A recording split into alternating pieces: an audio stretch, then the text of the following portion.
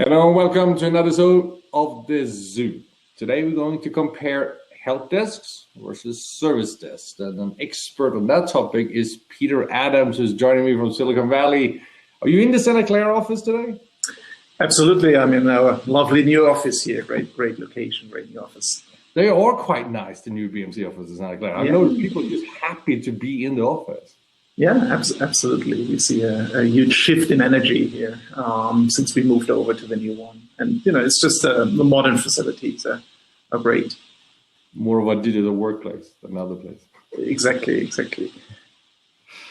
So we will spend the next few minutes drilling into service and help desk.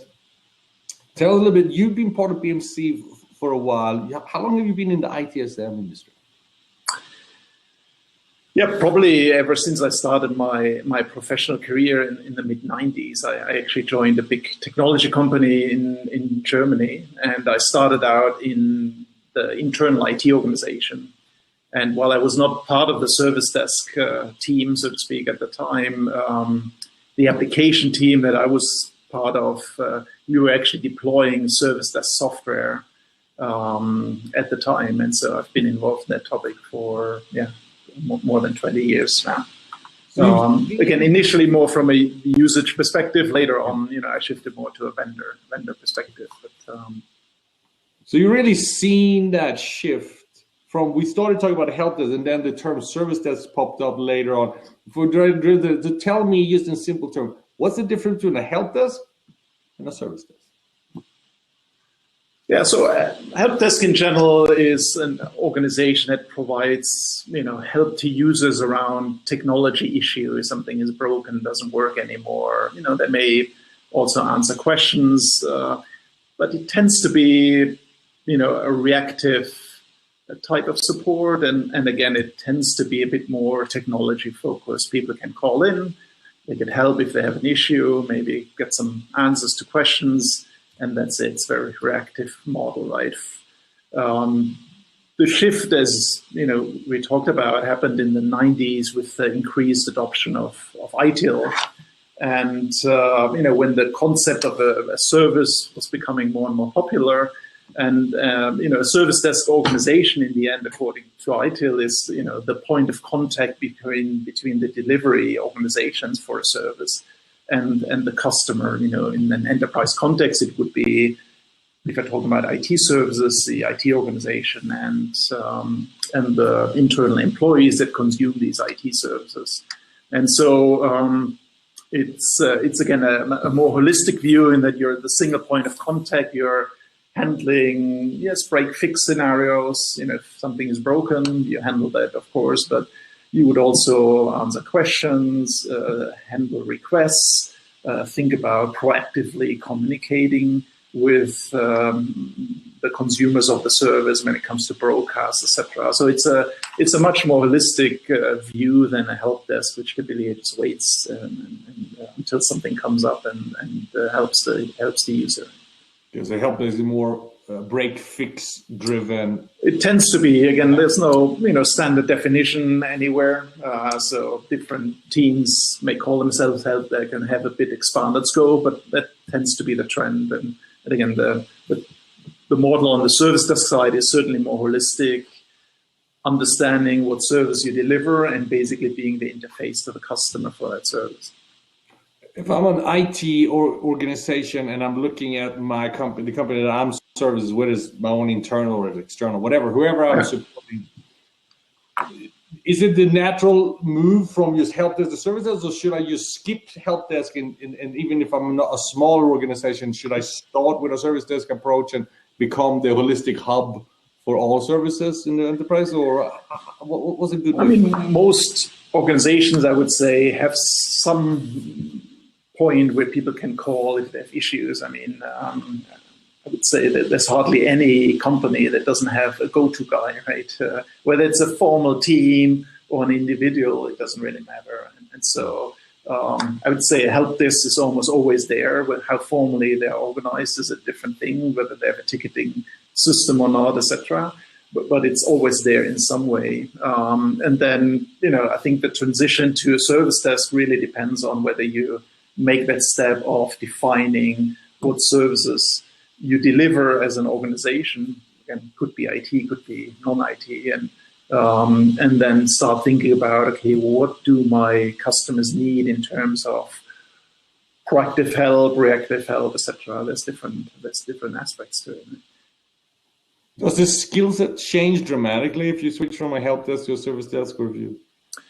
I think so. I mean, in the end, if you start introducing the concept of a service, you have to think a bit more outside in, right? In the end, you no longer care about technology. You care about the outcome of for the customer, right? And you care about you look at them as a customer, and you think about what do I need to do to make them happy according to our agreement. So I think you have to change the perspective on how you work with your peers, so to speak. Again, look at it more holistically. Think about outside in, what they want rather than, what technology should have. Does it matter if you are a mature organization, or do you mature because you switch to service desk, or do you have to mature first and then switch to service desk? Yeah. What's the easiest way forward? I know it's a little bit chicken and egg, but we have a lot of customers. Yeah. We really want to be a service desk organization. But I talk to them and I look at what they have, and there are processes that have to be put in place. You can't just go overnight and say, oh yeah, well, by the way, we're no longer a reactive help desk, we are a full-fledged service desk. What are some of those process-driven things and technology-driven things and maturity level across IT that needs to take place before you make that? I mean, for me, moving from a technology focus to a service focus is certainly a level of maturitization in the company, right? So, as you're making that shift, I think it's very clear that you're maturing your processes. You look at this again in much more terms of what's important as outcome for the customer rather than just fixing some technology issue. So for me, that's already a maturitization step. Whether you need to go in other areas around change management and all the other IT areas, I think that's doesn't have to happen in order to introduce a service desk. But very often it goes in line because people tend to introduce ITIL processes in as part of a bigger initiative, and then they don't focus exclusively on service desk. They really look at it entirely. Right? We've seen a lot of shifts across consumer technologies now enter the enterprise, so social, mobile, cloud. Look at some of that stuff, and you look at your service desk. How important is it if I'm going to buy myself a service desk software or build my own, whatever I'm going to do, whatever venture I go down there? How important is it to incorporate social and mobile and so on in your services? Is there use cases where you can have a good social IT solution? Yeah, absolutely. I mean, I think as with many areas, the new technology concepts like mobile, social, crowdsourcing, the cloud, I mean, all of this opens up new opportunities to deliver better service and to change the interaction patterns, right? And that applies to service desk as it does in many other business processes, right? And so, again, for customers, it's an opportunity to engage differently with their internal employees, right? For the IT organization to engage differently with the internal employees. You could, start supporting your users through chat, through social posts, etc. It's just a different, what sometimes is called multi or omni-channel support, right? That's that's one option. I think it also you really want to make it easy for the customer to contact you, and then there's the whole generational aspect in that younger employees tend to prefer different ways of interacting, right? I meant to ask you that. Have you seen that younger people want social and people like us older do not want social? I rather want the modern technology. I'm no millennial. I'm raising millennial. So. Is it a generational gap? Because I think Our generation. It is. I think, as you said, I think everybody probably sees it most clearly, as everybody at our age, right? It sees it most clearly with their kids, right? I have a 15 and a 7-year-old, and they do very different things, and they interact very differently on the mobile devices. I mean, they do video editing and everything on a mobile device, which I could never imagine, right? So that's their standard modus operandi, so to speak. And if I translate that over, then definitely I think there's a trend that younger employees want to engage differently, and we hear that from customers as well. I mean, the other part of social IT is that it often allows you to introduce completely new ways how to get service. It's one thing to say, instead of sending an email, I contact the service desk through chat, right? That's just a different channel. But, with collaboration tools, you could start introducing completely new concepts like peer support, right? You could stand up smaller communities around a specific service, like, Mac technology, or even specific locations, etc. And you can start introducing peer-to-peer support within the employees, right? You could start thinking about, can I recruit promoters inside the employee base for specific IT services, so that they, basically help promoting a certain new service. So there's many new ways of interaction that you can introduce. It's more than just using a different channel. It's truly new concepts how people work, and again, that allows to shift a lot of the burden that traditionally sits with the service desk over to the business users, right? So it has a lot of innovation potential. Yeah, and it's new in the enterprise. It certainly isn't new. If you look at the consumer world, for example, if something is wrong with your IT equipment at home, you don't call anyone, right? You Google the problem. Most likely there's some kind of answer, right? I mean, knowledge management is certainly ever more important with videos and images and everything. That's quite an established thing you do when you try to get help about external services or technology, and people use that same concept inside the enterprise, of course. Right? How does self-service and the modern service desk work? Used to be that traditionally that there was a place where you could, without calling anyone, well, you can either find the answer to your question yourself, or you can request help without actually interacting with someone. It's very simple, very straight to the point. Does that change with the service desk? Is there new ways of servicing yourself? Yeah, I mean, we already talked about the whole idea of peer-to-peer support, right? Or crowdsourcing, availability of services where, similar to some external web pages that crowdsource the status of, Facebook and other external social networking site, right? That you could crowdsource the availability information for an internal email service, right? And so, as soon as multiple people say it's unavailable, you kind of have a policy that says, then something must be wrong, right? It's a different way of monitoring what's going on. So, peer-to-peer support, again, there's different ways how you can augment the traditional self-service that used to be about knowledge and requests, right? Filling out a form, submitting it. You can augment that with very different interaction patterns. And in many cases, once you start bringing mobile into the mix, then it also changes how to submit requests, because with a mobile device, you know where users are and who they are. And, you don't need to fill out 20, 30 questions on a request form anymore. You have a lot of contextual information. You have a lot of metrics on the system, sensors on the system, and you could very easily, submit a request without filling out 20, 30 questions, right? So even within the established pattern of submitting a request, you can have ways how that changes. Right? Yeah.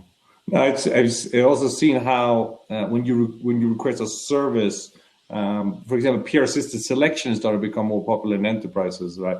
We don't buy anything on Amazon without first reading rating and reviews. People starting to have rating and reviews in their service catalogs now. and people are using that as guiding tools to pick the things that that their peers are suggesting. Same for knowledge articles, right? And as soon as this is voted up very highly and used very often, right, then in general, I think that's an indicator that the article should be ranked higher within the knowledge search algorithm, so to speak, and that's another effect. What about the proactive service desk? I know it's a little bit far out, but where individuals like myself is not part of IT, but who's a business manager, where the service desk know that my batteries are dying, and so they ship one to my laptop before it happens. So they know I'm going on a trip to India, so they switch my network coverage automatically. When do you think we're going to see that? Are we there yet today, or do we still need manual labor to push button and make phone calls and so on? Yeah, I don't think we see that pervasively today. I think customers and vendors often implement very specific use cases, but what lacks is a very pervasive coverage for that, for those proactive use cases. But as you've stated, it's highly interesting, has a lot of potential. You have to decide, I think, as a company, how much about the users you do want to track, because it all depends on a big data system where a lot of information would be stored. Do you want to go and track exactly where people are located at a certain point in time? Do the country-specific work regulations even allow that? So there's a couple of complications in here, but that's certainly the next step to provide a more comprehensive coverage around this proactive service desk scenario. So. There's actually a question I used to get, not so much now, but I used to always get that around mobility, is that, can we track our workers? I said, yes, but no. Yeah, I think within very confined ways, then yes, as you say, right? But it's not unusual for field service agents, to share the location. I think that is part of their job, and it's fine, right? To just generally track people is always a bit trickier. Right? That is interesting. Very good. If I want to mature and become, going away from reactive help desk, becoming part of a larger digital workplace that has a modern service desk, what are some of the first things I should look at? Where do I start? It's such an overwhelming project. Yeah, I think the first opportunity probably would be to look at topics or domain areas outside of IT, right? Like facility management, facilities, HR, etc. A service is a service. It doesn't have to be an IT service. That's probably the area where the concept of service management has been established first.